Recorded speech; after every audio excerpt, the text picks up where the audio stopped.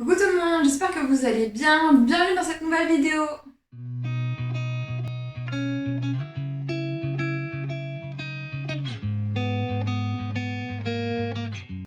On se retrouve aujourd'hui pour parler des signes astrologiques et des personnages Vampire Diaries. J'ai tourné sur mon TikTok une petite vidéo parlant de Catherine Pierce et de son signe astrologique. Et ça a beaucoup plu, donc je me suis dit pourquoi pas en faire une vidéo YouTube où là je parlerai vraiment de tous les personnages. Je vais essayer de tous les faire dans cette vidéo.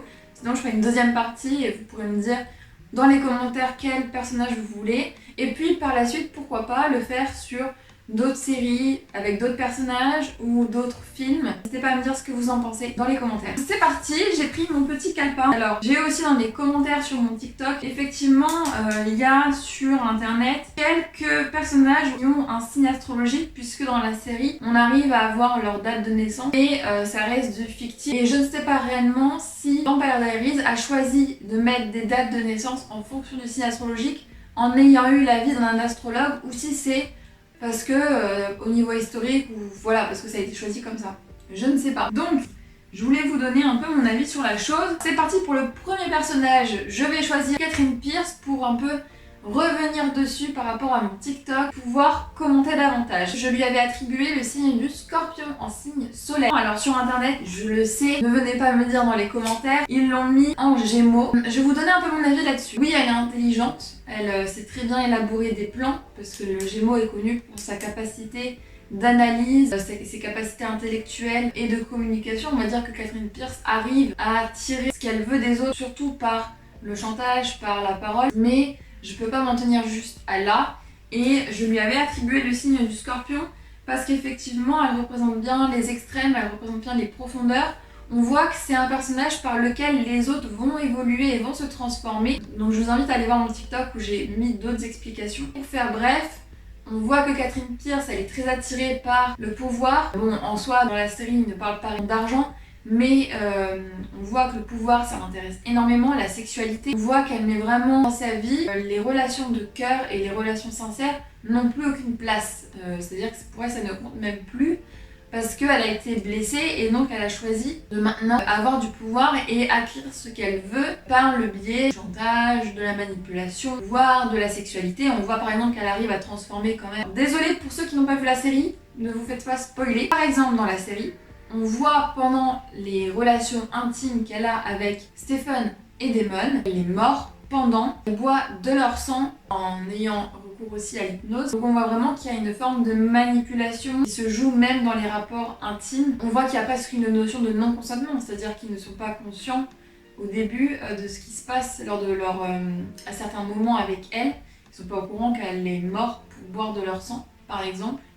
Donc c'est vrai que même dans le site du Scorpion, tout ce qui est en lien avec le non-consentement et tout ce qui est relations intimes, je vais pas rentrer trop dans le sujet parce que ça va être lourd. On voit aussi que c'est un signe qui n'a pas peur d'aller dans les profondeurs, qui n'a pas peur.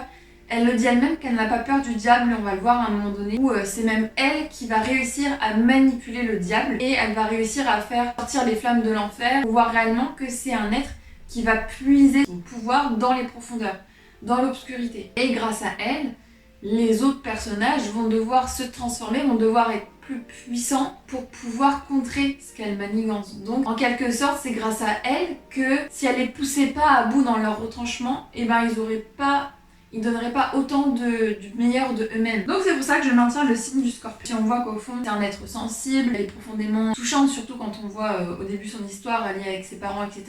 Et que c'est vraiment à ce moment-là où elle a switché et où elle a transformé, elle est dans la vengeance par rapport à ce qu'elle a vécu. Elle reste bloquée sur cette blessure-là qui l'entraîne à être dans la vengeance.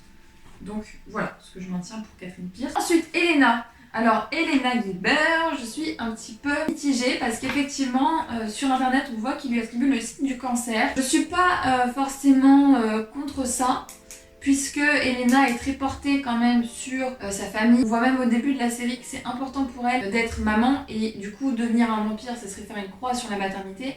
Donc, on voit que c'est quelque chose qui la tracasse énormément, puisque le signe du cancer, c'est un signe qui est relié à la maternité, on va dire, à l'aspect maternel, maternant. Elle est très sensible. Mais je tenterai aussi pour la mettre en signe poisson parce qu'elle a cette notion de sacrifice, elle a cette notion d'être dévouée pour les autres plus que tout et elle est très attirée par le monde paranormal ou en tout cas par toutes ces ce monde mystérieux. Et c'est vrai que les signes astrologiques du Poisson, c'est un signe qui est régi par Neptune, et Neptune qui est la planète symboliquement que l'on ne voit pas, donc ça représente tout ce que l'on ne voit pas.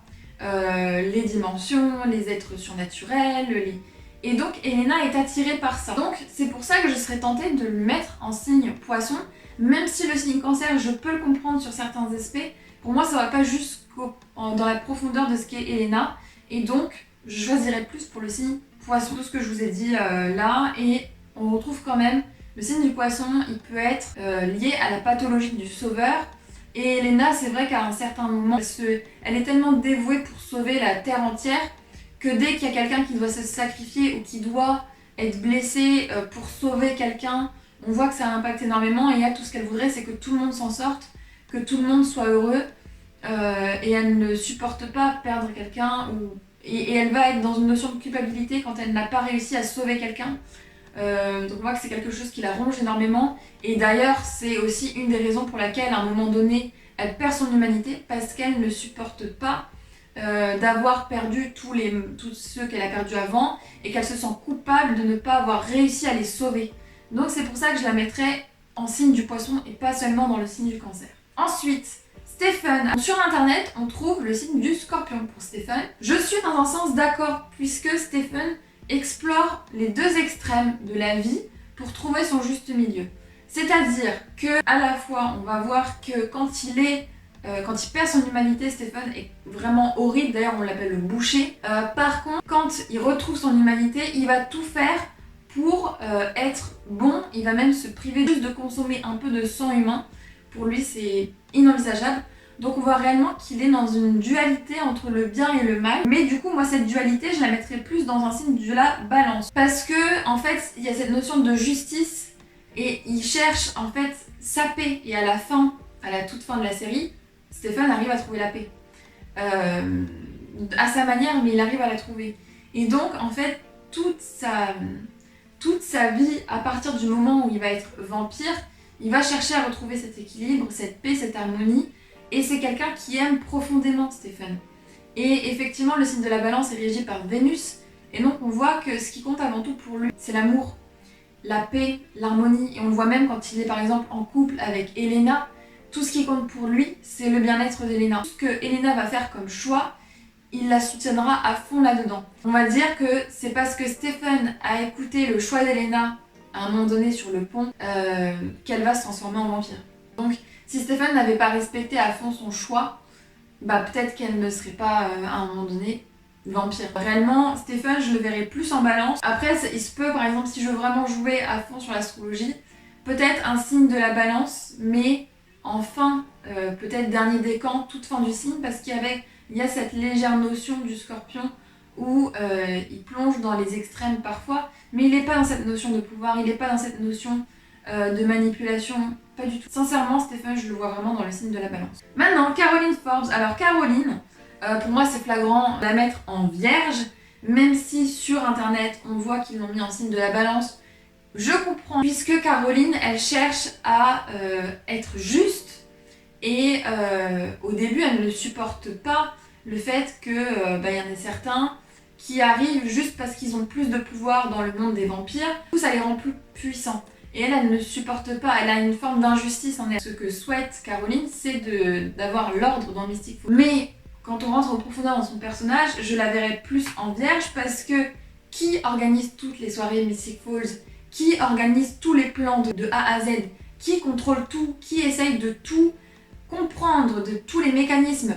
Par exemple, on voit quand elle est avec Tyler, elle essaye de comprendre tous ces systèmes de transformation au moment de la pleine lune. C'est elle qui va l'aider à gérer au moment de la pleine lune. Donc c'est pour ça que je la verrai davantage dans le signe de la Vierge, parce que c'est un signe qui cherche à tout comprendre dans l'analyse et qui arrive à tout gérer grâce à son sens profond de l'analyse, de la gestion, de l'organisation. Et Caroline, c'est un personnage qui est profondément organisée. C'est grâce à elle que tous les plans arrivent à bien se construire. On voit aussi que pour elle c'est important d'être élue Mystic Falls. Elle a cette quête de pureté. Et dans la Vierge, on le voit, cette quête de pureté grâce à l'analyse. Oui! Ah! Vienne. Ça te dérange pas si je filme en même temps? réponds pas. Je dis dans ma vidéo que tu viens d'arriver. Parce qu'ils vont t'entendre derrière en bruit de fond. Ah, ils vont en train de bouffer? Bah un petit peu de temps en temps, pas très fort mais... Bah si tu veux préciser, tu peux hein. Je peux prendre la maillot. J'ai le collier Vampire Diaries, maintenant j'aurais pu te le prêter. Ah ouais, j'aurais pu même pour la vidéo. Ouais, tu veux? Non bah là... Je dois parler plus fort. Je vais attendre aussi parce que j'ai pas encore de micro jusqu'ici donc je dois parler. Pourquoi tu prends pas ton téléphone?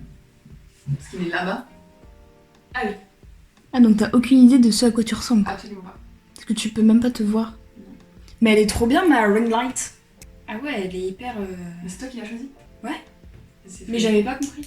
Ah. Bah parce que Freddy il cherchait une idée. Ouais, c'est- Et il savait que tu faisais de l'astrologie, tout ça, mais il s'y connaissait pas. Je dis bah attends, on va prendre un truc qui est plus dans ton domaine. Et comme il y avait que lui qui pouvait comprendre comment ça fonctionnait, je lui ai dit bah écoute, toi tu refais ça. Pas compris qu'il y avait tout ça quoi. Je pense que je mettrais des bruits de fond comme quoi quand je... Ah mais donc là ça continue à filmer. Oui, ça filme. Donc si vous entendez du bruit, c'est normal. J'ai ma petite sœur qui vient d'arriver. Et c'est aussi grâce à elle que j'ai découvert Vampire Diaries et que je vous tourne aujourd'hui cette vidéo. Donc merci. Ah, pourquoi je dis ton prénom?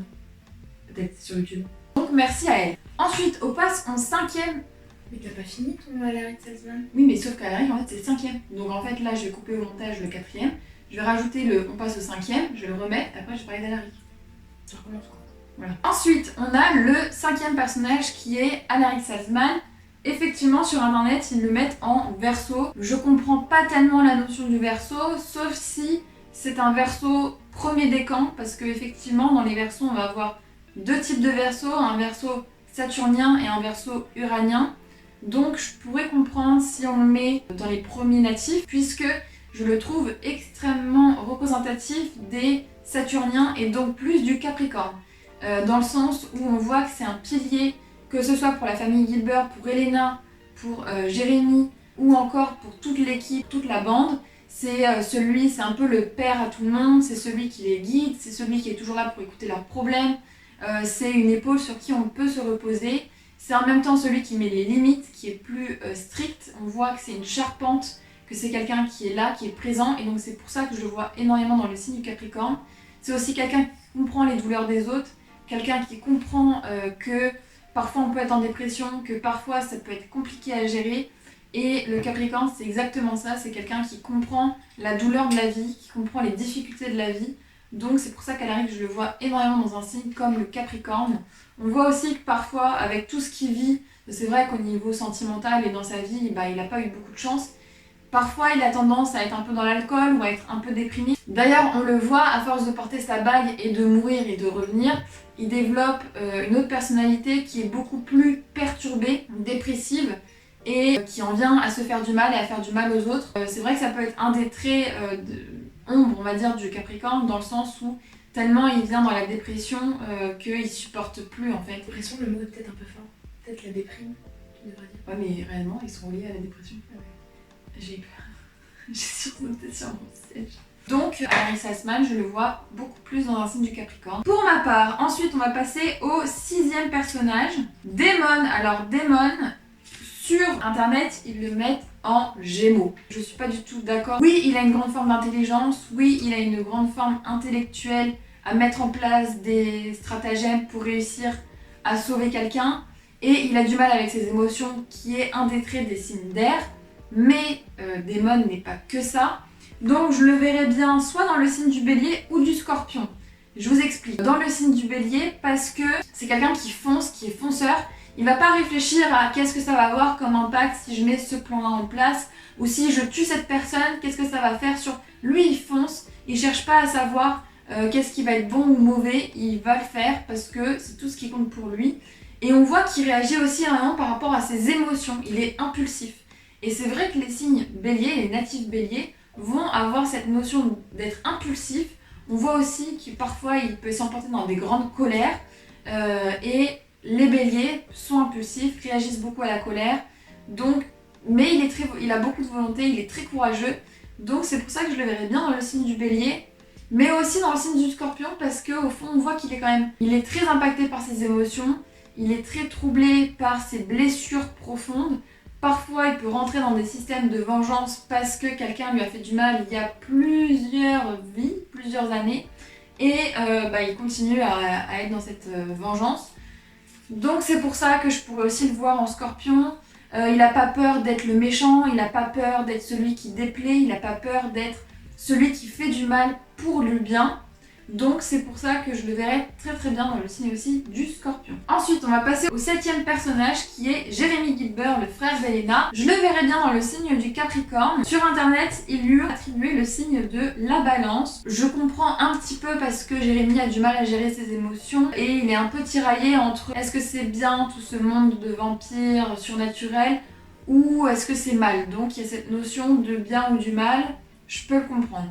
Mais je le verrai quand même plus en Capricorne parce que quand il évolue, on voit que Jérémy, il devient stable, il devient ancré grâce aussi à Alaric, mais on voit qu'il a cette notion de structure, de pilier. Puis on voit aussi que, surtout au début, dès qu'il vit des traumas, il a tendance à être dans des états dépressifs, à avoir du mal à gérer toutes ses émotions. Parfois, il a tendance à voir le verre à moitié vide plutôt qu'à moitié plein. Il a du mal à se confier. Parfois, il est très froid au premier abord. Donc c'est vrai que je le verrai peut-être bien dans le signe du Capricorne. Ensuite, on va passer au 8e, Matt. Matt, je le verrai bien aussi dans le signe du Capricorne. Alors sur internet, ils l'ont mis en poisson. Pas trop compris pourquoi. Voilà la notion du poisson.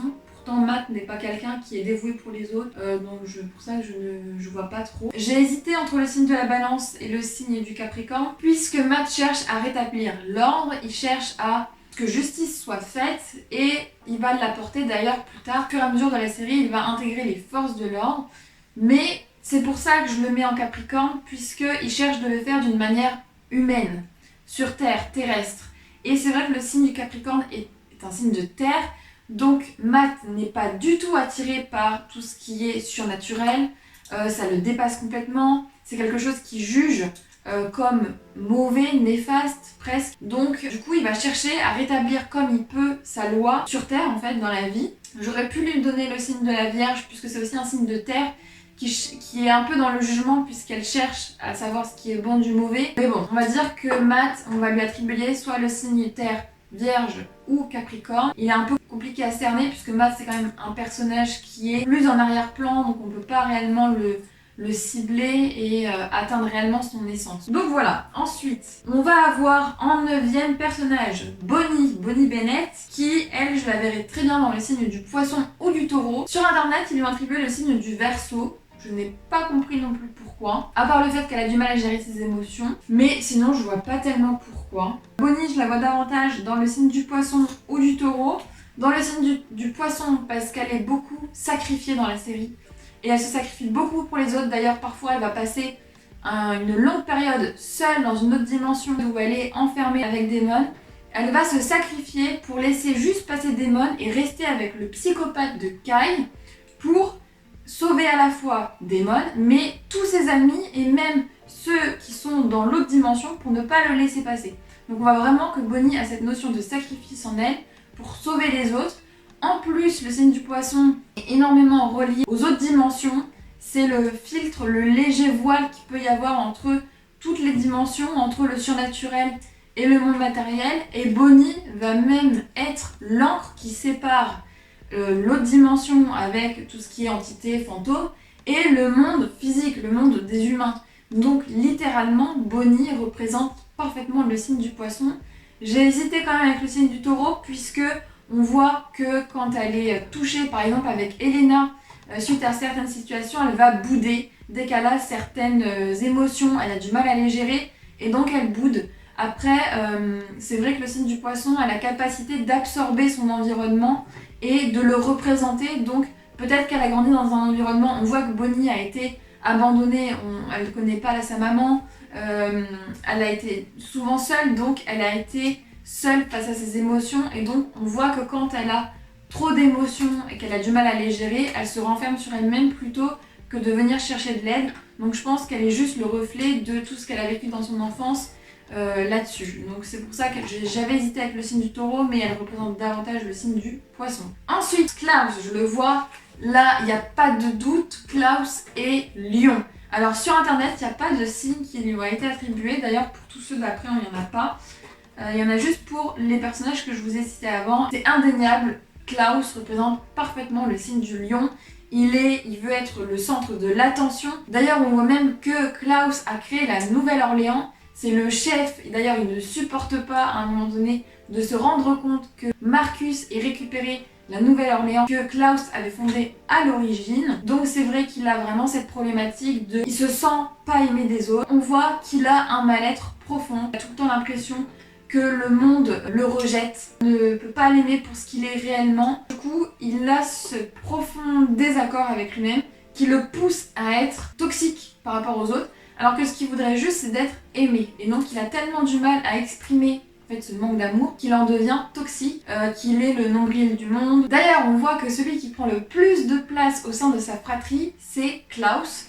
Il ne laisse aucune place pour les autres, il s'exprime énormément et c'est celui qui a le plus de problèmes existentiels dans toute la série et qui est tourmenté. On le voit aussi avec sa meute de loups, il ne supporte pas l'idée que Tyler ait réussi à se défaire de son assouvissement. Il veut que tous ceux qu'il ait transformés et qui soient hybrides lui soient reconnaissants et donc le mettre sur un piédestal, qu'il soit le chef de toute la meute. Ensuite, on va avoir Elijah. Alors Elijah, je ne sais pas trop, je le mettrais davantage dans le signe du taureau puisque c'est un homme de parole qui va mettre au premier plan les relations de cœur, la bonté humaine, qui cherche à créer des relations sincères, authentiques. On voit même auprès d'Elena, par exemple, il va tenir toutes ses paroles, c'est un homme d'honneur, qui va être touchant dans le sens de la famille, qui arrive même à remettre Klaus sur le droit chemin, en tout cas à le remettre dans le sens de l'essentiel, ce qui est l'amour, ce qui est les relations sincères. Et donc réellement, c'est un personnage qui est touchant par sa bonté de cœur et par son sens humain. Même si ça reste un vampire depuis des millénaires, il a un sens profond pour l'humain et pour les relations humaines. Donc c'est pour ça que je le mettrais vraiment dans le signe du taureau. Et puis on a Rebecca. Alors Rebecca, je la mettrais bien dans le signe du cancer, puisque même si parfois elle a des traits très pestes, très poussés, on voit qu'elle switch et que parfois elle arrive à être lunatique, puisque le signe du cancer est régi par la lune, et donc ils ont cet aspect très lunatique. Mais au fond, ce qu'elle souhaite Rebecca, c'est de vivre une vie d'humaine, où elle pourrait être maman et vieillir avec son cher et tendre jusqu'à la fin de ses jours. Elle a vraiment l'idée de construire un foyer, c'est vraiment ça qui lui manque, même au sein de sa fratrie, et le fait qu'elle n'arrive pas à souder les liens entre ses frères, et puis avec son père et sa mère, elle est terriblement blessée, que son foyer initial soit complètement éclaté et qu'elle n'arrive pas à construire le sien. Donc c'est pour ça que Rebecca, je la mets dans le signe du cancer, parce qu'elle est très impactée par le fait que ses foyers n'arrivent pas à être stables et qu'elle n'arrive pas à être mère, avant tout. Et puis son côté lunatique, son côté très peste, quand elle est touchée en profondeur, quand elle est piquée parce qu'elle est susceptible, c'est réellement ce qui lui correspond dans le signe du cancer. Son côté de me toucher, quoi. Donc voilà, cette vidéo est terminée, j'espère que ça vous a plu, n'hésitez pas à liker et à commenter la vidéo, à la partager. Dites-moi dans les commentaires si vous voulez voir d'autres séries, d'autres personnages abordés dans l'astrologie. N'hésitez pas aussi à vous abonner sur mes autres réseaux sociaux comme Instagram, pour aussi me contacter pour une consultation en privé, et sur mon compte TikTok. Je vous dis à bientôt dans une prochaine vidéo, ciao! C'est tourné, c'est dans la boîte.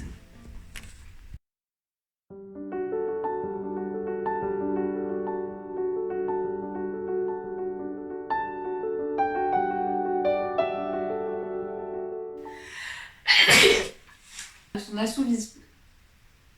assouvissement. Celui qui prend le plus de place, c'est Klaus. Donc, de place, je dis. Et que, même dans sa...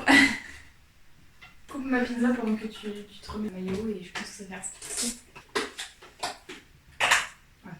Au sein de sa fratrie, celui qui prend le plus de place, c'est...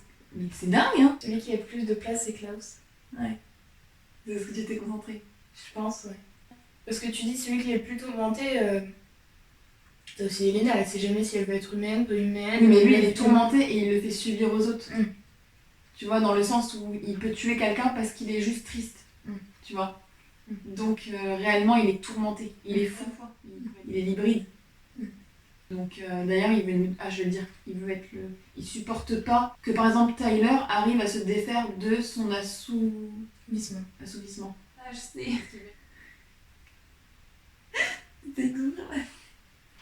Donc, J'ai pas secoué.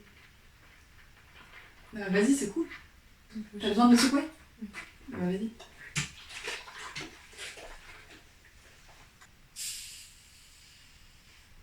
Je vais faire une chaîne ASMR, je pense. Ah, j'aimerais trop faire ça. Ça me dégoûte, je pourrais pas l'écouter, pardon. Bah quand tu fais le montage, t'es mal barré.